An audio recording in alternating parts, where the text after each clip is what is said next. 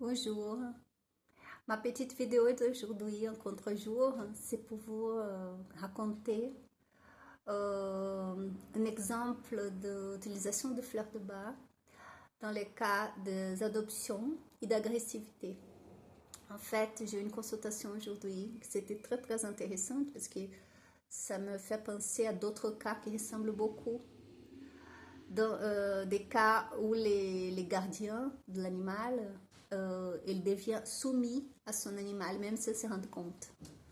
En fait, au début, ça ressemble à un cas d'agressivité, mais la vérité, c'est que les animaux, comme les enfants, ils ont besoin aussi de limites. Juste une petite anecdote de ces cas, c'est un jeune couple, qui avait déjà un jeune chat de 10 mois, et qui vient d'adopter une petite chatte de 1 an et demi. Ils ont des problèmes d'agressivité, pas entre les chats, mais aussi un peu entre les chats, mais c'est normal parce qu'ils viennent juste de faire l'adoption. Mais surtout un problème d'agressivité de son chat à eux, les jeunes chats de 10 mois, qui si elle est couché sur les gardiens, et si les gardiens toussent ou si les gardiens bougent, et qu'ils sont au lit, les chats le mordent au visage. Et là, il vient d'adopter une deuxième chatte et c'est exactement le même problème. La petite, elle se laisse caresser, tout d'un coup, elle tourne et elle mord. Alors, pendant l'entretien, on a bien discuté et là, on a trouvé la clé du problème.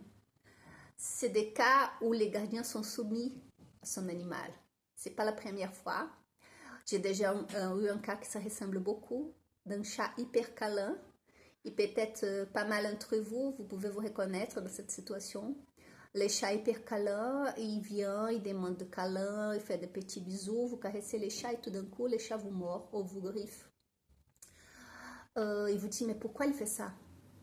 Ok, les animaux, ils montrent, en général, ils montrent les limites. Jusqu'à où ils vont être caressés. Je parle surtout des chats en ce moment. Hein. Et normalement, ils nous signalent qu'il ne veut plus. Les oreilles qui se tournent en arrière, la queue qui bouge un peu plus fort. Mais dans certains cas, non. Ils montrent même pas qu'ils ne sont pas contents. Et là, ça peut poser un gros souci. Et en fait, les jeunes couples que j'ai eu aujourd'hui en consultation, la clé du problème, c'est qu'ils, comme ils n'ont pas l'expérience de voir des chats avant, ils se laissent faire pour les chats. Ils gâtent bien les chats sans rendre compte. Ils ont peur de ne pas être gentils avec les chats. Donc, ils se laissent faire. Et là, comme pour les enfants, je reviens, on doit, comment dire, les éduquer. Il faut montrer ça, ok, mais pas ça. C'est pas le cas, parce que chaque fois que les chats morts, ils griffent, ils vont plus faire pour ne pas déranger. Ils ont arrivé, ces jeunes couples, dans un point qui, un d'entre eux, il dort avec un chat dans la chambre et l'autre partenaire dort au salon avec l'autre chat. Pour que les chats ne se battent pas pendant la nuit, pour que les chats ne s'énervent pas. Mais en fait, c'est pas comme ça qu'on va mettre de limites. Les fleurs, dans quel sens ils peuvent nous aider dans une situation comme ça?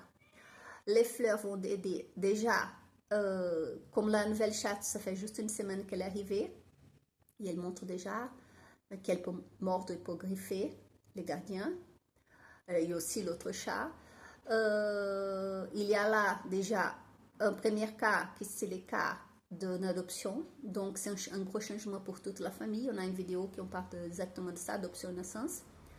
Deuxième cas, c'est qui, dans ce même cas, c'est qui les chats de la famille, c'est un jeune mâle de 10 mois, il n'a pas les limites, donc il mord aussi, il griffe aussi. Si les gardiens ne font pas, qu'est-ce qu'il veut? Et l'effet de ces couples, dormir un dans le salon avec un chat et l'autre dans la chambre avec l'autre, porte fermée pour éviter la confrontation, ça, à la place de simplifier les choses, ça complique. Parce que déjà, dans la chambre, au début, ils dormaient avec les mâles de 10 mois. Et là, comme la femelle est arrivée, ils ont mis les mâles au salon avec un de deux de couple qui dort avec lui et la femelle dans la chambre. Mais les mâles étaient habitués à dormir avec les couples dans la chambre. Ça veut dire quoi? qui pour ces chats, imaginez, il est tranquille avec ses parents, entre guillemets, ses parents humains.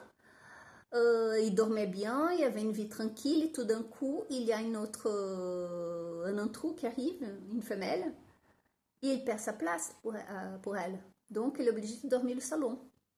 Même s'il dort avec un des parents, il est au salon, il est plus dans son lit, plus dans ses habitudes.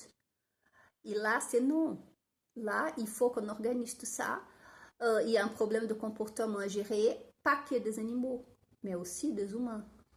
Donc, voilà qu'on rentre avec les fleurs de bac. Je ne vais pas vous dire quelles fleurs utiliser, parce que, comme je dis toujours, chaque cas, c'est un cas. Mais on va travailler l'ensemble de la famille. On va préparer des formules pour ces 2 chats et aussi les formules pour les humains. Chacun avec sa formule personnalisée pour qu'on puisse équilibrer la situation. Voilà la petite vidéo d'aujourd'hui. C'était juste pour vous donner un exemple d'utilisation de fleurs de bac et montrer aussi que beaucoup de déséquilibre chez les animaux, il vient d'abord de gardiens. Voilà pourquoi on doit utiliser tous les mondes les fleurs. Je vous remercie. Je suis Juliana Marquez, thérapeute en fleurs de bac.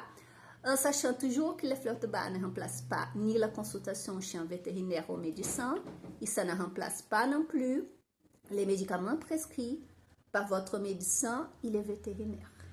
N'hésitez pas à m'écrire, vous pouvez me poser des questions et on pourrait discuter ensemble votre cas et trouver la bonne formule pour vous aider. Merci beaucoup et à très bientôt avec une autre vidéo.